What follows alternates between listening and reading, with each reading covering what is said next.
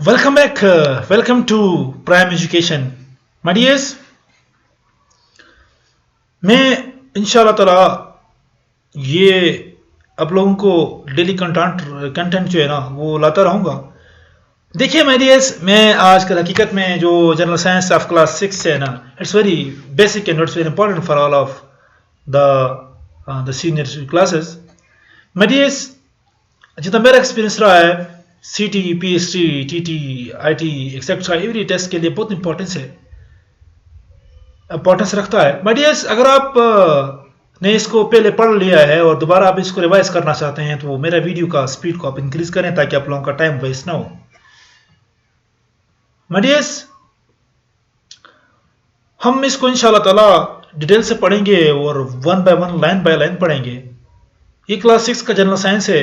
इसके कंटेंट्स देखें आप डियर्स, ये आप लोगों के सामने है कंटेंट्स। पहला आपके पास जो है ना वो है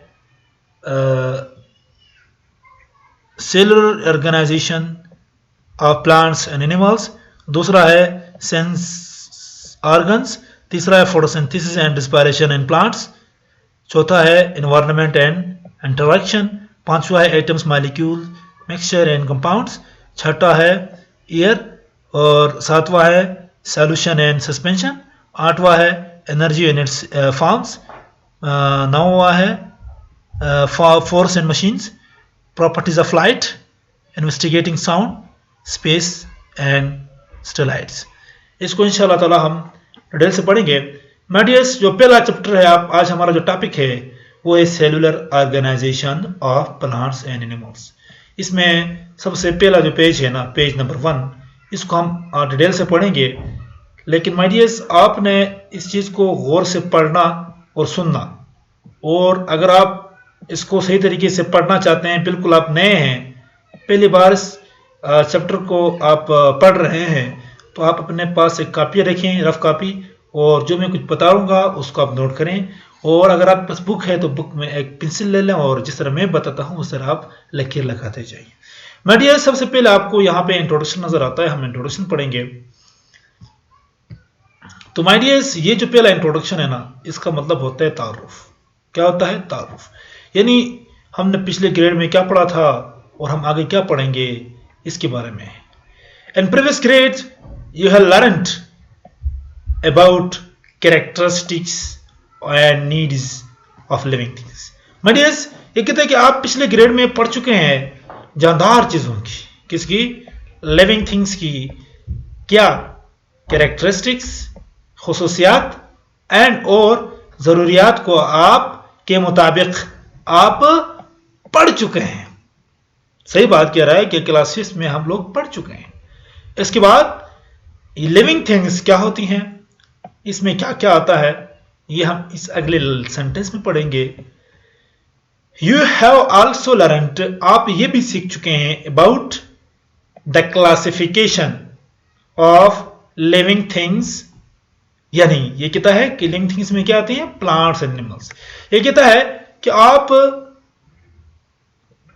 पौधे और जानवरों की क्लासिफिकेशन के मुताबिक भी सीख चुके हैं। माय डियर्स, लिविंग थिंग्स में आपको दो चीजों को इसने मेंशन किया है, वो है प्लांट्स एंड एनिमल्स। जब भी आपको लिविंग थिंग्स आपके सामने आ जाए तो आपको याद होना चाहिए कि ये यहां पे प्लांट्स भी हो सकते हैं और एनिमल्स भी हो सकते हैं। अगर आप मजीद डिटेल में जाना चाहते हैं तो जानदार चीज यानी लिविंग थिंग की तारीफ आप लिख सकते हैं। लिविंग थिंग, जानदार चीज, उसको कहते हैं जो क्या कर सकता हो? रिप्रोडक्शन कर सकता हो। क्या कर सकता हो? रिप्रोडक्शन कर सकता हो। जो और क्या कर सकता हो? और ये ग्रोथ कर सकता हो, हाँ, यानी बढ़ सकता हो, और यानी रिप्रोडक्शन में वो अपनी नस्ल बढ़ाता है, ग्रोथ में ये बढ़ता है। इसके बाद हम बात करेंगे रिस्पायरेशन कर सकता हो, ठीक है, यानी जिसके जरिए क्या करते हैं? अपने खुराक को तैयार करते हैं। या हाँ, एनर्जी प्रोडक्शन होती है ना रिस्पायरेशन में। माय डियर्स, इतना डीप पे जाने की जरूरत नहीं है क्योंकि हमने इसको खत्म करना है। इन दिस यूनिट, इस यूनिट में यू विल लर्न, आप पढ़ेंगे। अब देखिए आपको बता रहा है कि आप इस चैप्टर में क्या पढ़ने जा रहे हैं। मैं ये कहता है कि ये कहता है कि यू विल लर्न, आप सीखेंगे अबाउट के मुताबिक, किसके मुताबिक, सेलुलर ऑर्गेनाइजेशंस के मुताबिक। किसकी? Of living things. किसकी? यानी जानदार चीजों की सेलुलर ऑर्गेनाइजेशंस आप सही तरीके से पढ़ेंगे। यू विल लर्न, आप सीखेंगे अबाउट के मुताबिक सेलुलर ऑर्गेनाइजेशन, सेलों की ऑर्गेनाइजेशन ऑफ लिविंग थिंग्स। यानी एक जानदार चीज में किस किस्म की सेल होती हैं और जानदार चीज किस चीज से बना है और वो किस तरह अरेंज होती हैं, इसको हम कहते हैं सेलुलर ऑर्गेनाइजेशन। मेडियस ये कहता है कि लिविंग थिंग्स में कंसिस्ट ऑफ वन और many cells. It's very important.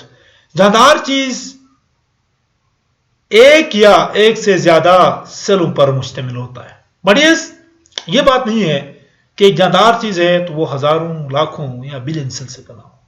बढ़ियस हाँ, बेशक जानदार चीज बिलियन सेल से बना होता है, लेकिन दुनिया में ऐसे जानदार चीज भी हैं जो सिर्फ एक सेल पर मुश्तमिल होता है। तो माय डियर्स, जो एक सेल से बना होता है उसको हम क्या कहते हैं? जो ज्यादा सेल से बना होता है उसको हम क्या कहते हैं? माय डियर्स याद रखें कि जो एक सेल से मिलकर बना होता है उसको हम क्या कहते हैं? यूनिसेलुलर ऑर्गेनिजम्स कहते हैं।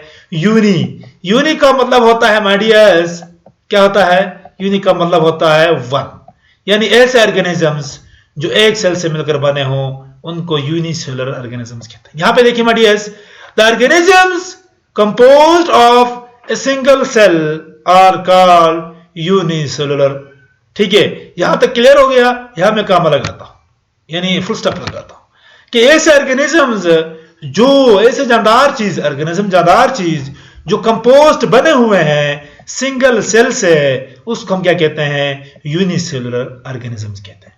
जबकि organisms composed of more than one cell are called multicellular. यानी ऐसे ऑर्गेनिजम्स, ऐसी जानदार चीजें जो एक से ज्यादा सेलों से मिलकर बने हैं उनको हम मल्टी सेलुलर कहते हैं। मल्टी का मतलब होता है माय डियर ज्यादा, यानी मेनी। मल्टी का मतलब क्या होता है माय डियर्स? ज्यादा। आप उर्दू में लिख सकते हैं अपनी उसमें, क्या होता है माय डियर्स? ज्यादा। माय डियर्स इसके बाद हम जो पढ़ने जाइए इंट्रोडक्शन थी। आपने हर चीज का जो इंट्रोडक्शन होता है ना, वो आपने सही तरीके से पढ़ना होता है, क्योंकि आपको पता होता है कि भाई मुझे फ्यूचर में, यानी इस चैप्टर में क्या क्या बारे किसके मुताबिक हमने पढ़ना है और क्या क्या पढ़ना है। माय डियर्स हम माइक्रोस्कोप को समझेंगे तो तब हमें जो है ना अच्छी तरीके से टेस्ट को क्वालिफाई कर सकेंगे। क्लास 6 का जो ईटा का टेस्ट होता है, जब मैंने टेस्ट दिया था और मैंने क्वालिफाई किया था, उस वक्त इधर से भी एमसीक्यूज आए थे। माय डियर्स यहां पे आपको देखा जाएगा माइक्रोस्कोप। इसमें आपको एक वर्ड आएगा माइक्रो और दूसरा वर्ड आएगा स्कोप। इसमें माइक्रो का मतलब क्या है एंड स्कोप का मतलब क्या है, यह पढ़ना है। माय डियर्स माइक्रो का मतलब होता है स्मॉल, छोटा, एंड स्कोप मींस टू सी, देखना। यानी इससे यह जाहिर होता है कि माइक्रोस्कोप से हम छोटी चीजों को देखते हैं। अब मजीद आगे आपको बताता है कि microscope is an instrument which helps us to see those things that we cannot see with our naked eyes। यानी माइक्रोस्कोप एक इंस्ट्रूमेंट होता है जिसकी हेल्प से, जिसकी मदद से we can see, यानी मदद अस टू सी, हमें देखने में मदद देता है दोज थिंग्स, उन चीजों को जिसको हम अपने नेक्ड आइज देखें माय डियर्स। नेक्ड का मतलब होता है खालिस, जो हम अपने खालिस आंखों से नहीं देख सकते हैं उसको हम क्या कहते हैं? खालिस। उसको हम क्या कहते हैं? अच्छा, जो हम अपने खालिस आंखों से नहीं देख सकते हैं, उन ऑर्गेनिज्म को देखने के लिए हम माइक्रोस्कोप का इस्तेमाल करते हैं। मिसाल के तौर पर, फॉर एग्जांपल माइक्रो ऑर्गेनिजम्स, जो माइक्रो ऑर्गेनिज्म है ना, वो हम माइक्रोस्कोप के जरिए देखते हैं। माय डियर्स, माइक्रो ऑर्गेनिज्म किधर से निकला है? माइक्रो ऑर्गेनिज्म में जो पहला वो आपको वर्ड नजर आएगा माइक्रो, ये माइक्रो जो है ना, ये माइक्रोस्कोप से निकला है। ये किससे निकला है माय डियर्स? ये निकला है माइक्रोस्कोप से। इसलिए ऐसे ऑर्गेनिजम्स जिसको हम माइक्रोस्कोप के जरिए देखते हैं उसको हम क्या कहेंगे? Micro organisms. My dears, microscope में भी सिंपल और कंपाउंड, ये बात याद रखें, माइक्रोस्कोप सादा भी हो सकता है, सिंपल भी हो सकता है, और कंपाउंड या कॉम्प्लेक्स भी हो सकता है, कंपाउंड। ठीक है, हम पढ़ेंगे आगे, लेकिन इस क्लास में कंपाउंड वगैरह की इतनी बड़ी एग्जांपल नहीं दी गई है, लेकिन लाइट माइक्रोस्कोप की हम जरूर पढ़ेंगे। A microscope in which light is used to see the things is called light microscope. ऐसा माइक्रोस्कोप जिसमें हम लाइट का इस्तेमाल करते हैं उसको हम लाइट माइक्रोस्कोप कहते हैं। मेडियस एमसीक्यूज आ सकता है कि microscope in which light is used is called dash microscope, light microscope, फलाना। ओके, तो आपने लाइट माइक्रोस्कोप पे टेक करना है। It's very important. The part of a living light microscope and their functions are shown in the figure 1.1। याद रखिए my dears, हम इस फिगर में माइक्रोस्कोप को हम डिटेल से क्या करेंगे? पढ़ेंगे। माय डियर्स, ये आपको लाइट माइक्रोस्कोप का एक नक्शा दिखाई देगा। ये सारा क्या है? ये आपको जो है ना नजर आता है। This is the light microscope. ये कौन सा माइक्रोस्कोप है? Light microscope. माय डियर्स, अब इसकी जो हर पार्ट है ना उसको हम अच्छी तरीके से समझने की कोशिश करेंगे। माय डियर्स, पहले हम इस आई पीस को देखते हैं। आई पीस क्या होता है और इसका काम क्या है? आई पीस से मतलब मुराद क्या है? आंख का टुकड़ा, ऐसा पीस जिसके जरिए हम आंख से देखते हैं। मैग्नीफाई करता है। इसका फंक्शन क्या है? ये मैग्नीफाई करता है इमेज को कई गुना तक। क्या करता है? मैग्नीफाई करता है, यानी इमेज को कई गुना तक बड़ा करके दिखाता है। यानी जो इमेज होता है उसको कई गुना तक क्या करता है? ये बड़ा करके दिखाता है। ये हमारे पास जो नजर आता है ना, ये आई पीस है। ये क्या है? आई पीस है। मडियस, इसके बाद है नोज पीस। इसके बाद क्या है? Nose piece. मडियस, नोज पीस का आप एरो देखें, ये एरो इधर तक आया हुआ है। इसका मतलब ये हो गया कि ये पूरा नोज पीस नहीं है। ये जो आपको नजर आता है ये नोज पीस नहीं है। ये हर एक ये जो ट्यूब सा नजर आता है, इस ट्यूब के इधर उधर इस तरह सेलुलर यानी एक सर्कल सा, एक गोल सा एक ट्यूब सा होता है, इसको हम कहते हैं नोज पीस। देखें, ये वाला ट्यूब है, इसके इस तरह राउंड सा एक वो होता है। इसका भी क्या होता है? राउंड सा एक ट्यूब होता है। माइडियर्स, इसको हम कहते हैं नोज पीस। और ये जो होता है ना, ये पूरा ये ऑब्जेक्टिव लेंस होता है। ये क्या होता है? ऑब्जेक्टिव लेंस होता है। जो यहाँ पे आपको देखें ये ऑब्जेक्टिव लेंस होता है, लेकिन ऑब्जेक्टिव लेंस को हम बाद में पढ़ेंगे। अब नोज पीस को देखें। माइडियर्स, जो नोज पीस होता है ना, इसका काम क्या होता है? टर्न करता है टू चेंज। इसको हम घुमाते हैं। टर्न का मतलब क्या होता है? घुमाना। टर्न का मतलब क्या होता है? लिखे, अगर आपको माने नहीं आता है तो आप अपने बुक में लिख सकते हैं घुमाना। क्या लिख सकते हैं माइडियर्स? घुमाना लिख सकते हैं। अच्छा, इसके बाद इसका काम क्या होता है? ये हम घुमाते हैं टू चेंज, तब्दील करने के लिए। किस चीज को? The magnification of the objective lens. यानी ऑब्जेक्टिव लेंस जो होता है उस ऑब्जेक्ट का इमेज को बढ़ाता है, तो उस इमेज को यानी मैग्निफिकेशन को तब्दील करने के लिए ये नोज पीस इस्तेमाल करते हैं। मतलब क्या हो गया? अब अगर मैं कहता हूं कि इस ऑब्जेक्टिव लेंस ने 3 टाइम एक इमेज को तीन गुना जो है बड़ा करके दिखाया है, तो उसको इसके मैग्निफिकेशन को चेंज करने के लिए 3 से 4, 4 से 3, इस तरीके से 3 से 2 हमें सेट करने के लिए हम जो है ना नोज पीस का इस्तेमाल करेंगे। इसको हम घुमाएंगे। जब हम इसको घुमाएंगे ना तो हमें इसकी मैग्निफिकेशन क्या हो जाएगी? मिल जाएगी। इसके बाद ऑब्जेक्टिव लेंस आता है, जो यहां पे आपको 1, 2, 3 लेंस दिखाई देते हैं। Objective lenses, 3 lenses with different magnification. ये 3 लेंसेज हैं। लेंसेज क्या होते हैं? ये आप क्लास 7 में पढ़ेंगे। ये लेंस, इसके अंदर लेंस लगे होते हैं और ये 3 लेंस हैं और हर लेंस की मैग्निफिकेशन क्या होती है? डिफरेंट होती है। इन लेंस का काम क्या होता है? ये ऑब्जेक्ट को मैग्नीफाई करते हैं। ये क्या करते हैं? मैग्निफिकेशन करते हैं। ये क्या करते हैं? ऑब्जेक्ट की मैग्निफिकेशन करते हैं। माय डियर्स, इसके बाद जो चीज नजर आता है आपको यहाँ पे, ये जो एरो नजर आता है, ये इधर से लेके यहां तक आपको देख सकते हैं। ये वाला जो नजर आता है ना, ये इसकी बात कर रहा है। इसको हम कहते हैं कोर्स एडजस्टमेंट नॉब। इसका काम क्या होता है? ये स्टेज को मूव अप एंड डाउन करता है। ये जो आपको स्टेज नजर आता है ना, ये वाला, ये पूरा जो स्टेज नजर आता है, इसको ऊपर करने और नीचे करने में हेल्प करने वाला चीज जो होता है ना, वो कोर्स एडजस्टमेंट नॉब होता है। ये क्या होता है? कोर्स एडजस्टमेंट नॉब होता है।